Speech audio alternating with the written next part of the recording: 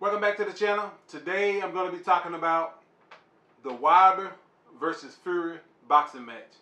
And this match right here was very, very difficult for those judges to call, because from the first, at least until the 7th round, these guys was pretty much matched. And in my opinion, I think that Wilder, in this particular case, is the better boxer. But I think he let some of the media hype get to him, because in the first round he came out like he was gonna, try to knock the guy out. And somebody who has a little bit more hype on you, and they're using pretty much nothing but a smooth jab to keep you off of them, you're gonna pretty much open yourself up to get knocked out. And that particular strategy for Fury was working, because Wilder did come into him and did attempt to knock the guy out rather than box this guy. Wilder, I think, was on the other side of the coin for a change, by him being the shorter boxer with the advantage going to Fury with that long reach and that smooth jab, because that jab pretty much kept the match for Fury in his corner. He pretty much guided that particular match from the 1st to the 7th with nothing but a jab. But the only thing that him doing the jab was, he never followed it up with pretty much nothing else. He just pretty much was keeping Wilder off of him. But at the same time, Wilder's 50% strike rate dropped. I mean, it dropped drastically, because he wasn't used to the height, and at the same time, he didn't know really how to get around somebody being taller than him.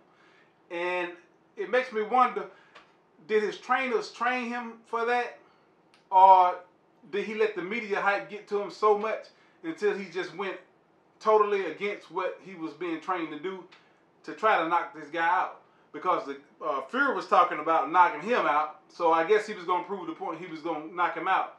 And that head game pretty much got Wilder off his game. And because he had nothing for that jab. And at the same time, Fury only had a jab. He just was able to pretty much control the pace of the fight. That's basically what he did. And by him controlling the pace of the fight, it basically shut down Wilder as far as getting in his strikes, because, I mean, his punch rate went way down. I mean, you're talking about almost, what, 14%? All the way from 50? It's like I said, he just had nothing, no way of getting around that jab. And I think it was the hype that he let get to him. Now, in my opinion, Wilder, again, is the better fighter in this particular group. And if you take the 9th round, you could tell Wilder started getting kind of winded a little bit, but he still had a little bit of gas left, because in the 9th round he managed to knock Fury down, and Fury got right back up. The 10th round, Wilder was trying his best to go head on and end the match, but he was not able to do it. It was like I said before, because of him charging in at the beginning of the match. I think that took away some of his wind, his top end. I mean, when you're boxing somebody who you're pretty much equal with, you got to kind of pace yourself. You got to pace yourself in order for you to have enough at the end to be able to still knock that person out once you get him opened up.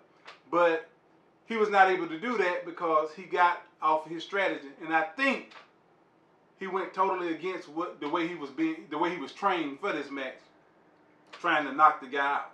Now, after that 9th round knockout, like I said, in the 10th round, Wilder did his best to get him out of there, but like I said, the gas wasn't there. The 11th round, Fury started, keeping him back with that jab. But at the same time, Wilder had no way of getting over the top of that jab to get punches in. and which pretty much kind of made him just, you know, stand there. Now, Wilder, rather than being on the offensive, to me was on the defensive the entire while because he just couldn't figure out what to do. Although Fury was on the offensive side, and he was only doing it with a jab. But at the same time, with the jab, he wasn't doing that besides jabbing it. So the match was really even.